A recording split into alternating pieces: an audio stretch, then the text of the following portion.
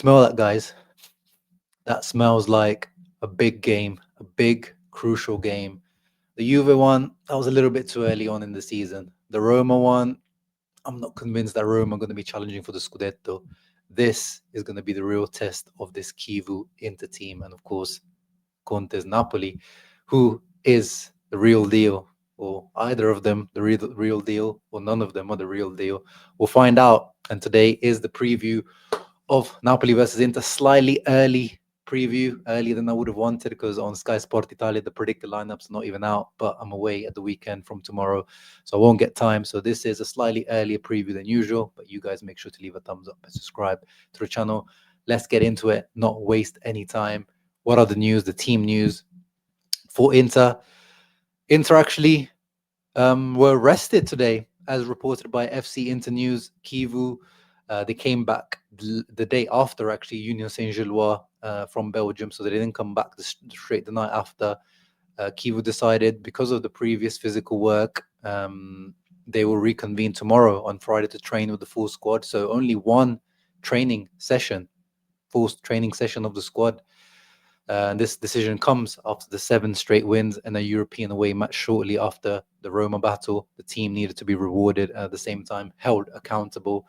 We saw this a lot under Inzaghi as well. Nothing particularly different. After a good streak, a lot of work, a lot of matches back to back. A decision has been made that rather than overworking them, they will know the importance of this game. There's no need to overtrain them. Marcus Thuram, will he make it? No. As Kivu talked about in the post-match, or actually in the pre-match as well, I think, before the Gilloise game. And shout out to Inter Worldwide here for the translation. Thuram won't be available. He was supposed to be scheduled for the Napoli game to return, but now it looks like it's going to be further down the line. We know this with Inter, right? Over the last few years, it's almost like a North Korean news regime with Inter. Sometimes they don't really reveal the news, the timelines of the player injuries. It's always a little bit in the shadows, in the darkness. We're left in the darkness, fans. But 100%, if Thuram needs more time, let's give him more time. Let's not rush him back, because at the moment, do we need to rush him back? Last season, maybe we would have need to rush him back, but this season, Andrew and Boni, Pio Esposito are doing a fantastic job to back him up. Let's move on to the Napoli side of things. It's not a great time for Napoli, is it? We're facing them. It depends how you think. Some people would say this is the perfect time to face Napoli. In the last 5 games, they've had 3 defeats. A wounded animal, as they call it. But it's definitely not the best start to the season at the moment for Napoli, even though they are on the same points as Inter, 15 points. So it's not a catastrophic start to the season, especially in Serie A. More the European side of things, because, of course, we cooked them the other day. We had a good feast the other day when we were cooking Conte and Napoli for the 6-2 defeat to PSV, embarrassing defeat. And these are some of the quotes that have come out from the Napoli side to show that they are facing some issues at the moment. Their captain, Di Lorenzo, who has been struggling in form as well at the start of the season. We made a poor showing. We are fragile. We are fragile, guys. That is massive for an Antonio Conte team, for an Antonio Conte team captain to say that we are fragile. That will be concerning for Napoli fans. Last year, we were solid and rock-like. Now we concede too many goals. We've lost our grit and balance. We need a dose of humility. You can't concede certain goals. There's always a feeling that others can hurt us. Okay, that's good to hear if you're Inter, but at the same time, it feels like that humbling has been handed to them now. PSV handed them that humbling. Torino handed them that humbling in the Serie A. Milan handed them that humbling. So it's like, at some point, we know Conte doesn't need too many excuses to start, getting his team to get back to work again. So let's see how they line up, how they perform against Inter. I'm expecting a more solid Napoli, to be honest.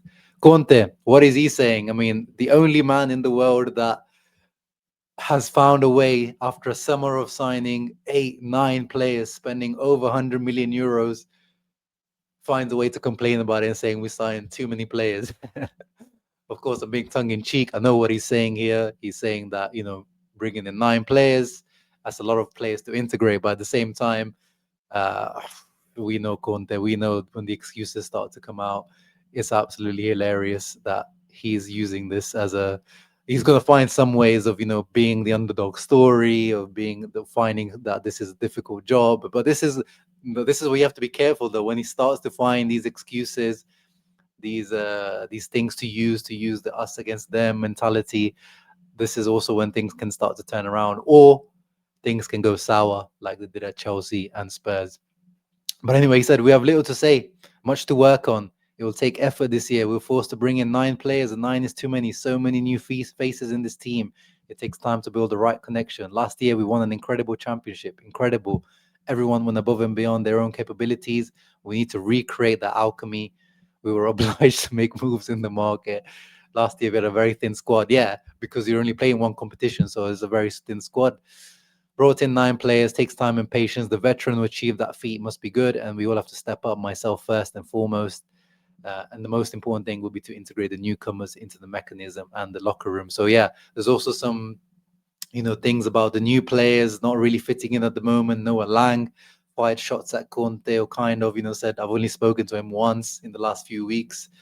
I said when Noah Lang was signed that he was going to be a flop of the season.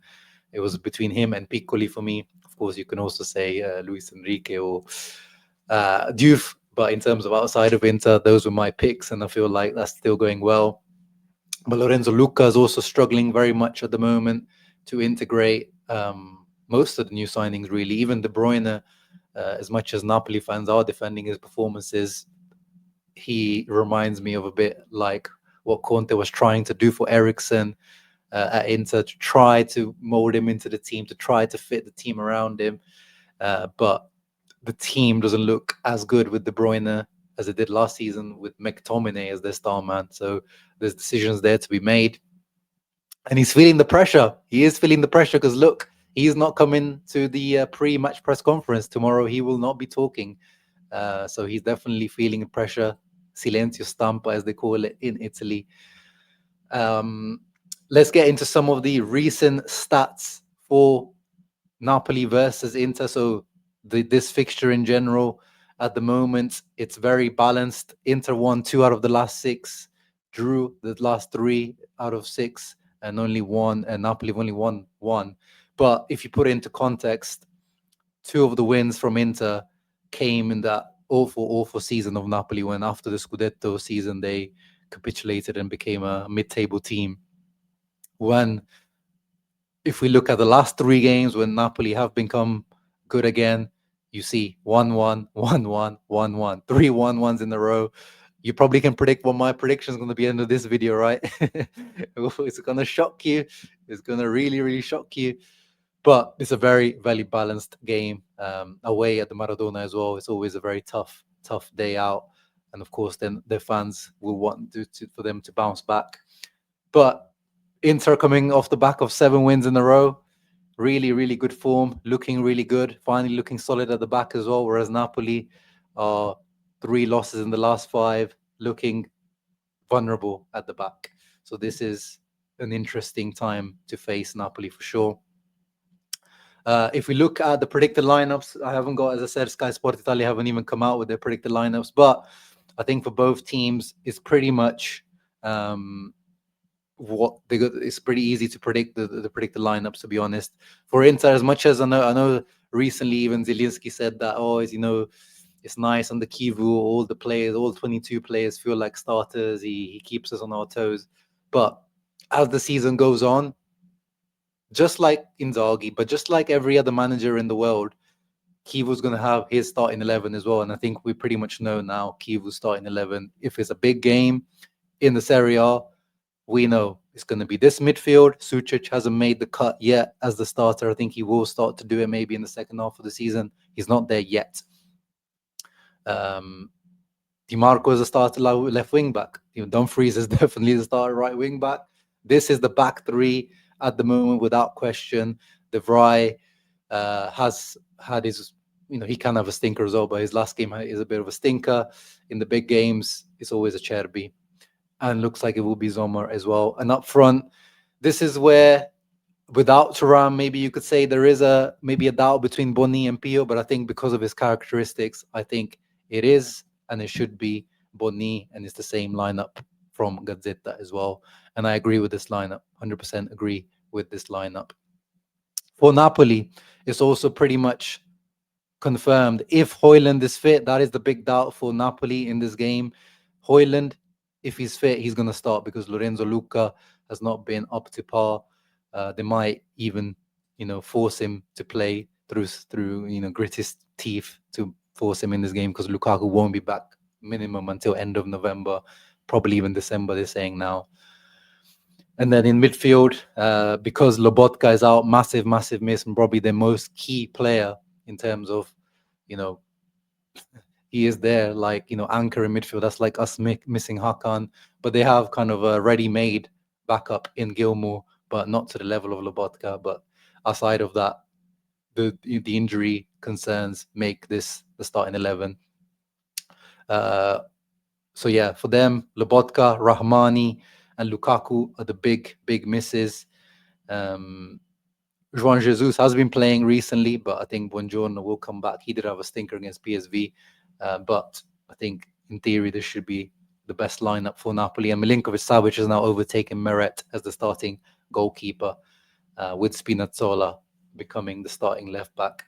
But what do Napoli actually look like when they are on the offensive side of things? Or actually, first of all, when they are pressing defensively, it looks more like this. So it's a 4-4-2. A shout out to Hajbul. Check him out on YouTube. He always makes good tactical content and reactions on Serie A. I wish I was as consistent as him actually on Serie A content. But anyway, 4-4-2, where De Bruyne, he's kind of given less of a defensive role, so he's allowed to go up front, be the second striker to press next to the striker. McTominay is kind of used as this kind of fake left winger out of possession phase. But then when it becomes in possession, then of course he tucks in because he doesn't want to be out on the wing. He's not a winger. He's going to tuck in. De Bruyne also tucks in even more. And then Politano is given the license to roam on the other side. And Di Lorenzo also then comes in, tucks in. Politano is a threat on that side. But the man to watch out for me really is Spinazzola. Spinazzola on that, he's picked up form again this season. He's almost bringing back that Euro 2020 form with Italy. Dumfries, Akanji, Barella on that side, they need to manage Spinazzola because he can always, in that Perisic kind of way or Zalewski kind of way, he can get a cross out even if you're doubling up on him or even if you're defending well against him. He can find that half a yard, that little burst of pace to just get a cross in, like he did against PSV. McTominay scored 2 goals against PSV. Let's not forget, he was missing for them in the last couple of games for Napoli. He's back, scored 2 goals in the last game, one off a corner, one off a cross in open play. We got to watch out for McTominay's aerial threat. Even if Lorenzo Luca starts, the aerial threat is massive. Anguissa aerial threat is massive. So we have to watch out for that. But in terms of how the tactical side of things look, they have been susceptible at the back because of this. De Bruyne is a bit of a passenger in terms of the defensive side of the game, and McTominay, if he's out wide, you can also outnumber them in midfield at times. So I'm looking forward to seeing how Kivu will manage this game tactically. On our side, of course, I can see us having a game similar to Roma where we maybe try to have a strong first half and then try to manage and counter-attack in the second half. That running in behind again from Bonni is going to be key. Lautaro this time, there is no excuse of coming back late from international duty like he had against Juve, like he had against Roma as well. I want the best Lautaro version possible, and I'm expecting big things from Denzel as well on that right-hand side. If Spinazzola is going to attack him on that side, then Denzel also needs to make sure that when that space isn't available behind Spinazzola, he's there to take advantage of it. And of course, our substitutes at the moment always have been making an impact. Zielinski, I would love it if he can score a goal against his ex-team. Frattesi, impact sub. Piers Posito, impact sub. Sucic. Yeah, we've got the tools in this game.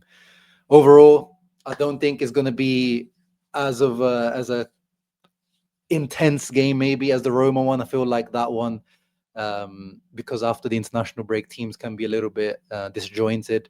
Ended up being quite a physical and up and down game. I think this one is going to be a bit more tactical, more of a chess match compared to the Roma game. But this is the game that Inter can prove to us that they are the real deal. And I want them to prove it to us. My prediction is going to be 1-1, as I said. Big shock. I am predicting a 1-1 with a Bonni or Lautaro goal. And then for them, yeah, an Anguissa or McTominay dagger. But you guys comment down below your thoughts and predictions for this game, what you're expecting, what your thoughts on Conte's Napoli, where can Inter hurt them? Let me know in the comments down below. Predict the lineups as well. What would you do? Ciao ragazzi, see you post-match. Won't be Saturday, as I said. I probably won't be able to even watch the game, unfortunately. I'll have to rewatch it on the Sunday, so you might see me for a post-match reaction on Sunday. Live or not live, we'll have to see, but keep a lookout on the channel. Ciao ragazzi, Forza Inter, let's get this W on Conte.